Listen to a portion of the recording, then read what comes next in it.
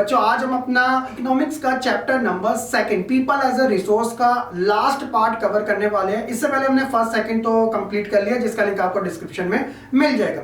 अब सिंपली बच्चों इस वाले पार्ट के अंदर आपको एक इंपॉर्टेंट टॉपिक कवर करना है जो डायरेक्टली एग्जाम में आपसे पूछ लिया जाता है। तो कौन सा है, उसी के बारे में आज इस वीडियो में हम बात करने वाले हैं। तो हमारा जो मेन टॉपिक है वो है बच्चों अनएम्प्लॉयमेंट के बारे में, जिसे हम बेरोजगारी कहते हैं। बेरोजगारी जहां पे लोगों को काम नहीं मिलता, और काम नहीं मिलेगा तो उसके बदले क्या मिलेगा, ताने मिलेंगे। जी हाँ, किसके मिलेंगे, सोसाइटी के मिलेंगे, घर के मिलेंगे, भाई से मिलेंगे, बहन से मिलेंगे, हर किसी जने से मिलेंगे। और ये ऐसे ताने होंगे जो सहा भी नहीं जाता। कामचोर कामचोर कामचोर कामचोर कामचोर कामचोर कामचोर।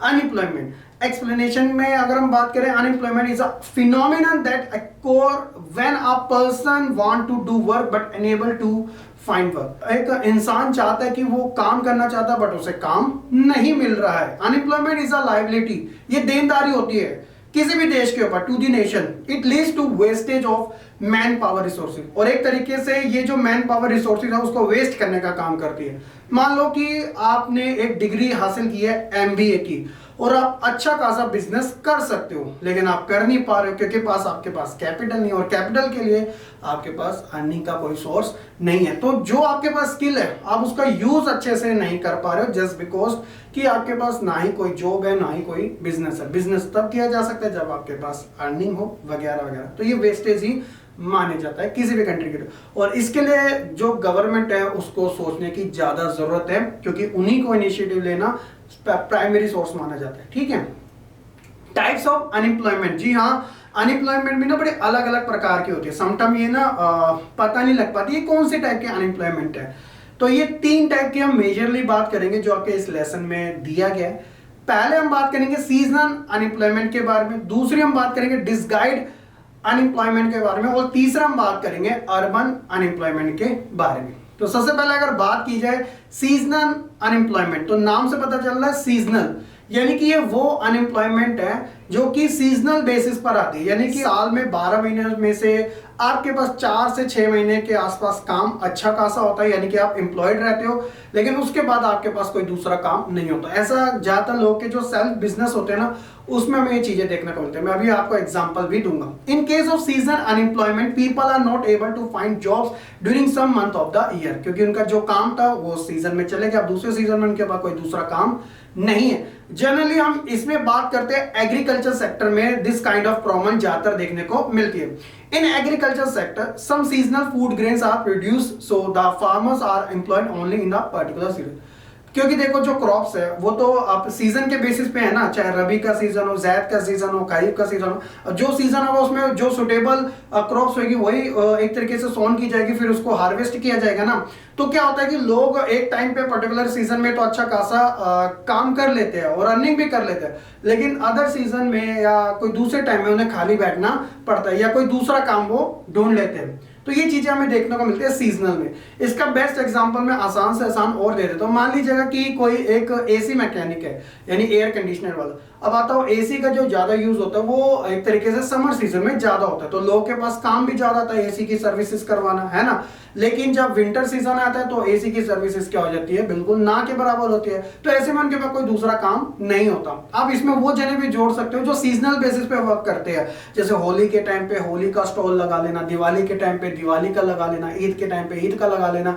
तो ऐसे ऐसे सीजनल बेसिस पे करने वाले लोग भी होते हैं। किन्हीं का काम समर में अच्छा होता है तो विंटर में उनके पास कोई काम नहीं होता, किन्हीं का काम विंटर में ज्यादा अच्छा है तो समर में काम नहीं होता, तो किन्हीं के पास 2 महीने काम है तो 3 महीने नहीं है, 1 महीने काम है। तो ये ओवरऑल जो है वो सीजनल बेसिस पे है। ठीक है, तो इसमें लोग ज्यादा हार्डवर्क करते हैं ताकि वो उन टाइम यानी कि अपनी वर्स्ट सिचुएशन के लिए रेडी रहे, ताकि उनके पास इतना अच्छा खासा इन्वेस्टमेंट हो ताकि उसमें वो सर्वाइव कर जाए। ठीक है, तो सीजनल अनएम्प्लॉयमेंट जो है वो चलती आ रही है, ऐसी कोई बड़ी बात नहीं है। ठीक है, नेक्स्ट जो है वो डिसगाइड अनएम्प्लॉयमेंट है। ये एक तरीके की ना हिडन वाली अनएम्प्लॉयमेंट जो है, दिखने में लगता है कि बंदा जो है वो तो एम्प्लॉयड है, लेकिन वो एक्चुअल में डिसगाइड का शिकार है। वो कैसे, देखिए, it refer to a situation where the number of workers in a job in more than actually required to do the job।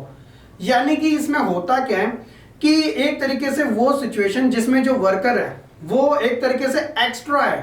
मान लो कि एक क्लास में 20 ही बच्चे बैठ सकते हैं और बैठे हैं 30, तो ये जो 20 के अलावा बच्चे बैठे हुए ना, वो क्या है, डिसगाइड का शिकार है। मान लो कि एग्रीकल्चर के अंदर काम करने वाले 10 लोग हैं और वो 10 जने एग्रीकल्चर का काम अच्छे से कर रहे हैं। अब उसके अंदर 5 जने और जुड़ गए तो 15 जने हो गए। अगर वो 5 जने नहीं भी जुड़ते तब भी एग्रीकल्चर के अंदर जो 10 जने काम कर रहे हैं वो इनफ है। बस 5 जने एक्स्ट्रा लगे हैं तो वो काम कर रहे हैं, क्योंकि उनके पास कोई दूसरा काम नहीं है। क्यों? क्योंकि वो डिसगाइड अनएम्प्लॉयमेंट का शिकार है। एग्जाम्पल में भी यही चीज बताई गई, in agriculture sector to the field require the service of the 6 people and 9 people are worked in the same field, then 3 extra people are come under the category of the disguised unemployment. Production will not decrease when the 3 person are removed. यानी कि काम में गिरावट नहीं आएगी अगर जो extra जने लगे अगर वो हट जाते हैं तो, क्योंकि इनफ काम तो 6 जनों का हो रहा है एग्जाम्पल के पॉइंट ऑफ व्यू से। इसके अंदर एक चीज मैं और ऐड कर देना चाहता हूं, तो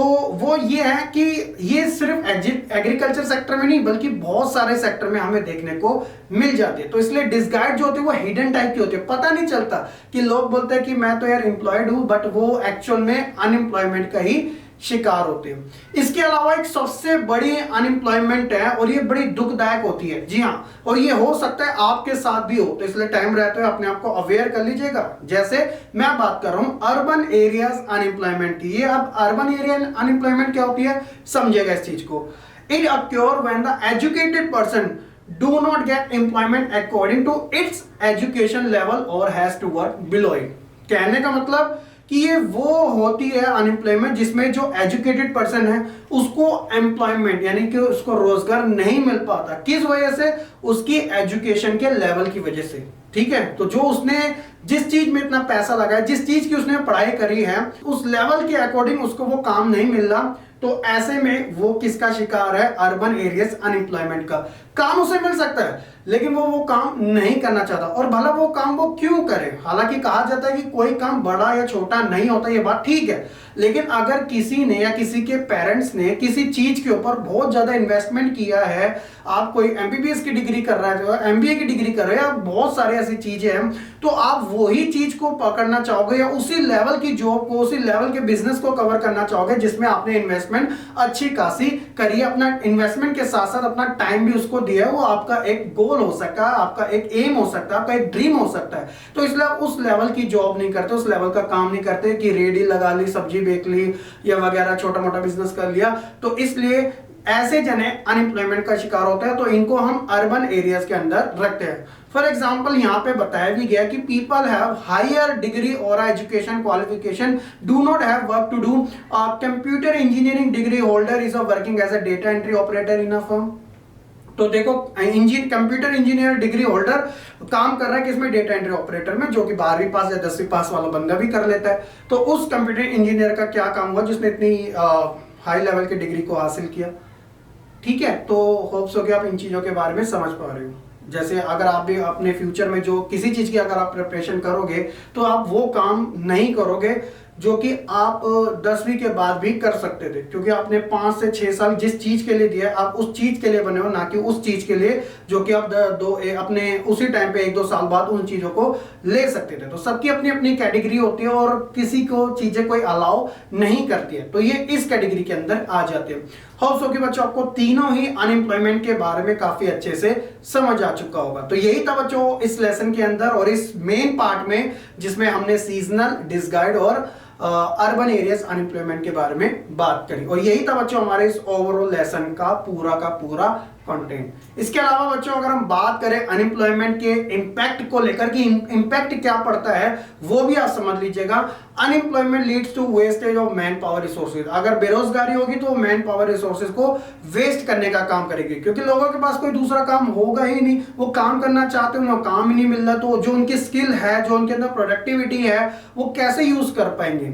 और आज के समय हमें बेरोजगारी भी ज्यादा देखने को मिलती है। आप एक कॉल सेंटर में भी जॉब देने जाओगे, वहां पर भी इतने नंबर ऑफ जो एम्प्लॉयड है, जो अनएम्प्लॉयड है, उनकी भीड़ रहती है, कंपटीशन बढ़ जाता है, और कंपटीशन की वजह से कंपनियां फायदा उठा जाती है कि यानी कि जो जॉब्स की जो सैलरी होती है वो कम मिलने लग जाती है, क्योंकि भाई डिमांड ज्यादा है, तो भाई डिमांड ज्यादा है लेकिन सप्लाई कम है। People who are an asset for economic turning to liability. जो लोग कंट्री के लिए एसेट होते हैं, एक तरीके से अर्निंग का सोर्स होते हैं, वो एक तरीके से कंट्री के लिए बोझ बन जाते हैं, बर्डन बन जाते हैं, लाइबिलिटी बन जाती है ना। There is a feeling of hopelessness and disappear among the youth. ज्यादातर क्या होता है, जो अनएम्प्लॉयड होते हैं उनके अंदर एक तरीके से होपलेसनेस की एक फीलिंग सी आ जाती है और वो बहुत सारे लोगों से दूर भी हट जाते हैं क्योंकि ताने सही नहीं जाते हैं। इसके अलावा unemployment tends to increase economic overload. अब इकोनॉमिक के अंदर एक तरीके से ओवरलोड होता चले जाता है जब प्रोडक्टिविटी नहीं निकल के आ पाती, इनकम जनरेट नहीं हो पाती। Unemployment has determinant impact on overall growth of economic. तो ये पूरा एक तरीके से नेगेटिव आप कह सकते हो कि एक तरीके से नेगेटिव इम्पैक्ट डालने का काम करता है इकोनॉमी के ऊपर। इसके अलावा increase in unemployment is a indicator of the depressed economy. इससे क्या होता है कि इकोनॉमी और ज्यादा डिप्रेस्ड हो जाती है जब ज्यादा से ज्यादा अनएम्प्लॉयमेंट बढ़ती चली जाती है। फिर वही होता है अनएम्प्लॉयमेंट की वजह से क्या कहते हैं, पॉवर्टी भी बढ़ती चली जाती है। फिर जैसे क्राइम रेट भी वो तेजी से बढ़ते जाते हैं, लोगों के पास पैसा नहीं होता, उन्हें पैसा चाहिए होता है सर्वाइवल के लिए, चोरी चकारी करना, स्नैचिंग करना वगैरह वगैरह, ये सारी चीजें चले जाते हैं। देश का जो माहौल होता है वो और ज्यादा खराब होता चले जाता है। Unemployment leads to decline in health status of individual and family, क्योंकि जब अच्छा खाने को नहीं होगा तो आप अच्छा पहनोगे क्या, अच्छी आपका शरीर भी नहीं रह पाएगा, ना ही आप अपनी फैमिली का ध्यान रख पाओगे। मतलब बहुत सारी चीजें हैं इम्पैक्ट डालने को अनएम्प्लॉयमेंट में। अगर हम बात करें तो ये बिल्कुल भी सही चीज नहीं है, एक तरीके से नेगेटिव तरीके की है ना। तो इसलिए बेटर ये है कि अच्छे तरीके से इसमें गवर्नेंस मॉडल काफी इंपॉर्टेंट होता है, वो किस तरीके से काम करे, टाइम पे जॉब्स निकाले, अच्छा बिजनेस प्रमोट करने के लिए रेट ऑफ इंटरेस्ट को कम रखे, मतलब प्रोडक्टिविटी को चारों तरफ से स्टार्टिंग के लेवल से ही अच्छा खासा क्रिएट किया जा सके। तो इस वजह से हम अनएम्प्लॉयमेंट को दूर कर सकते हैं कंट्री के अंदर, ठीक है। ये तो बच्चों हमारे लेसन का। वहीं अगर हम बात करें इस लेसन के इंपॉर्टेंट टर्म्स के बारे में जो जो इस लेसन के अंदर आई, क्योंकि कभी कभार एग्जामिनर आपसे डायरेक्ट टर्म्स भी पूछ लेता है, तो एक हमने बात करी थी इन्फेंट मोर्टेलिटी रेट IMR के बारे में। IMR का मतलब क्या होता है, मैंने आपको बताया था, infant mortality rate is a death of a child who is come under 1 year age, यानी कि उसकी एक एज भी पूरी नहीं हुई 1 साल की और उसकी डेथ होगी। It is measure by the number of the death of the children under 1 year of the age per 1000 life पर। तो 1 साल के अंदर कितने बच्चों ने जन्मे हुए जो बच्चे थे उसमें से कितने बच्चे की डेथ होगी, तो उसे हम कंसिडर करेंगे किसमें, IMR में। और ये जितना ज्यादा हाई होगा उतना ही ये खराब होता चलेगा, इसलिए इसे रिड्यूस करना एक तरीके से गवर्नमेंट की पॉलिसी में भी आता है।